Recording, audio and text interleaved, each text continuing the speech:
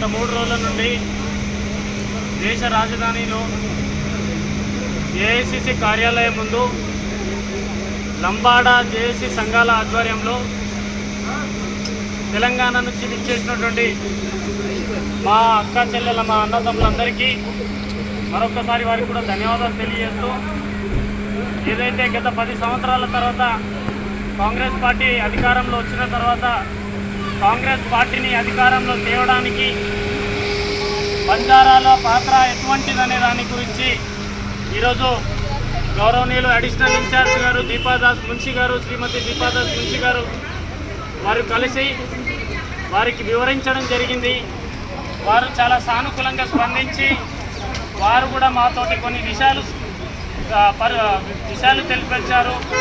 అలాగే కేసీ వేణుగోపాల్ గారు కూడా కలిశారు, చాలా సానుకూలంగా స్పందించారు. ఏ డిమాండ్ల కోసమైతే, ఏ హక్కుల కోసమైతే, ఏ సాధన కోసమైతే, ఏ రిజర్వేషన్ హక్కు కోసమైతే జిస్కి జిత్ని హిస్సేదారీ ఉత్ని ఉస్కి భాగేదారీ అని రాహుల్ గాంధీ గారు పదే పదే వెనుకబడినటువంటి ఆదివాసీ సమాజానికి జల్ జంగల్ జమీన్ అనుకుంటే ప్రతి ఒక్కసారి గరీబ్ కా నేత రాహుల్ గాంధీజీ అనుకుంటా మనమందరం కాంగ్రెస్ పార్టీని నమ్మి ఈరోజు తెలంగాణ రాష్ట్రంలో కాంగ్రెస్ పార్టీని అధికారంలో తేవడానికి బంజారా సమాజం చాలా కీలక పాత్ర పోషించని ఈరోజు దీపాదాస్ మున్షి గారికి, కేసీ వేణుగోపాల్ గారికి మా అన్ని సంఘాల తరఫున రిప్రజెంటేషన్ ఇవ్వడం చెప్పింది.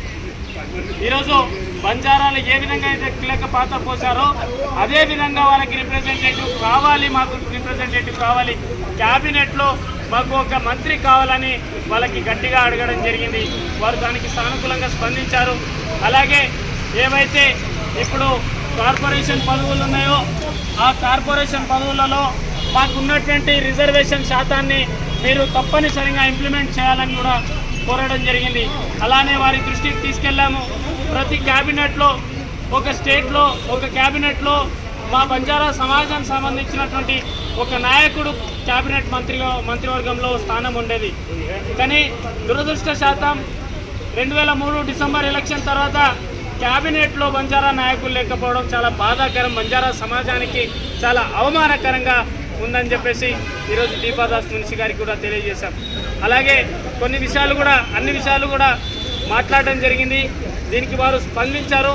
రేపు కూడా మేము రాహుల్ గాంధీ గారికి, సోనియా గాంధీ గారికి, అలాగే ప్రియాంక గాంధీ గారికి కూడా రిప్రజెంట్ ఇవ్వడానికి ప్రయత్నం చేస్తున్నాం. వారి అపాయింట్మెంట్ దొరికితే వారికి కూడా మా సంఘాల లంబాడి సంఘాల జాయింట్ యాక్షన్ కమిటీ తరఫున వారికి రిప్రజెంటేషన్ ఇవ్వడానికి రేపు కూడా మేము అపాయింట్మెంట్ కోరడం జరిగింది.